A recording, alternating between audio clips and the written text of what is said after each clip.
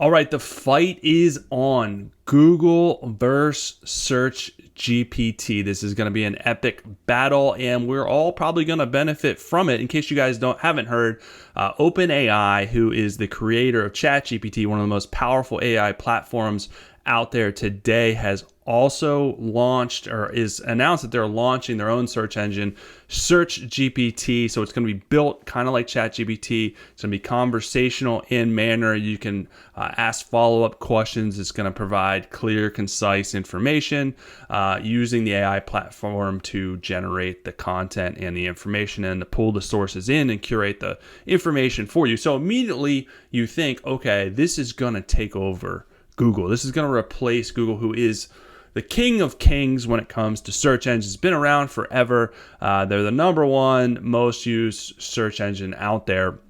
Are they finally going to get replaced? Are they finally going to get taken down?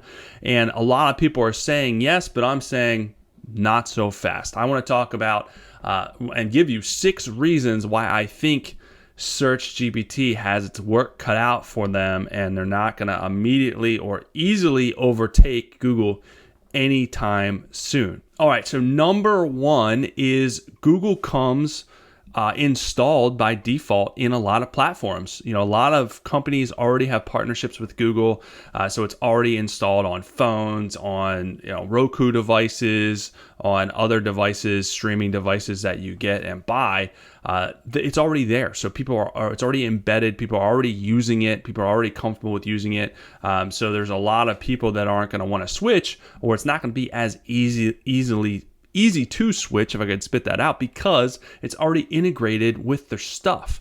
So it's harder to get people's buy-in, harder to get people to use stuff where they got to take an extra step. People are lazy. People don't want to take extra steps. They want to use what they already have.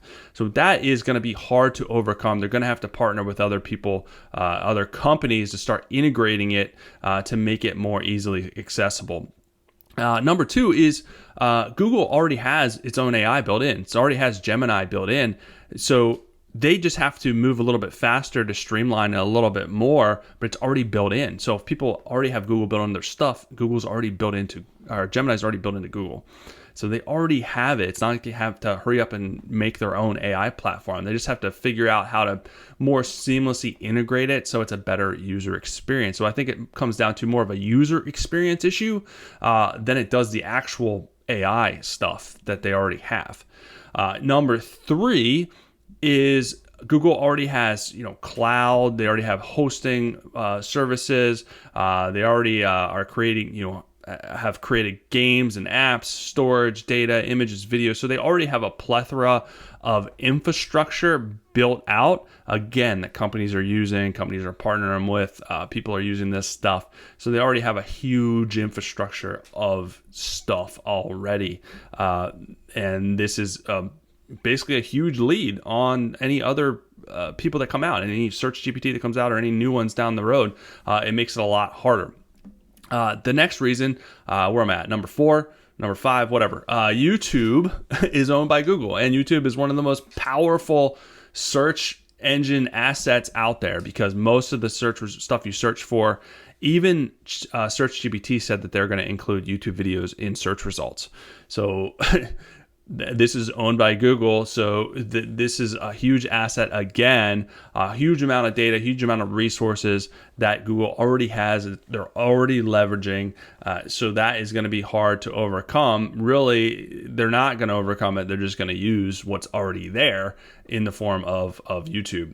So the other thing the last thing to keep in mind here is a lot of what SearchGPT is saying is they're partnering with content creators and publishers and news outlets and stuff like that to curate information that they're going to pull from.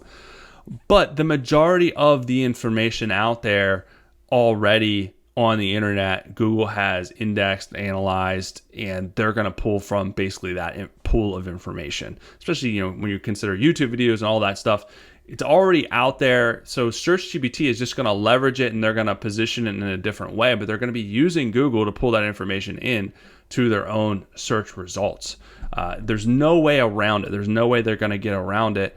Again, because Google has such a lead on whoever else is out there. There are massive amount of data out there, massive amount of resources out there.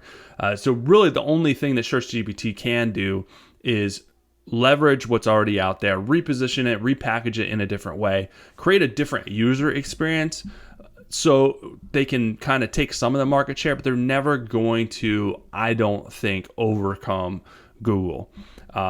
And Google's just going to make their stuff better. They're going to make Gemini better. They're going to learn from what SearchGPT does, the pros from it, the cons from it, and they're going to leverage that back into their own platform. So I virtually see no future without Google and without a huge amount of majority still using Google and their assets and the resources.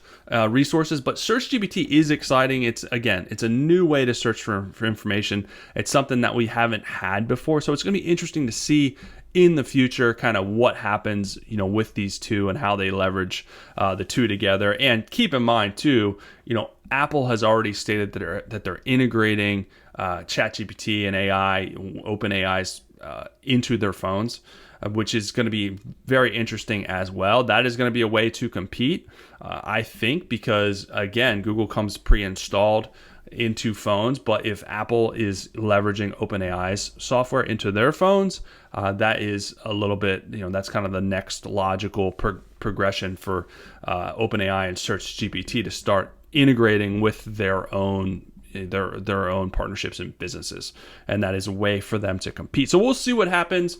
A lot remains to be seen. This is still very new, but those are kind of the reasons why I think Google won't be dethroned anytime soon.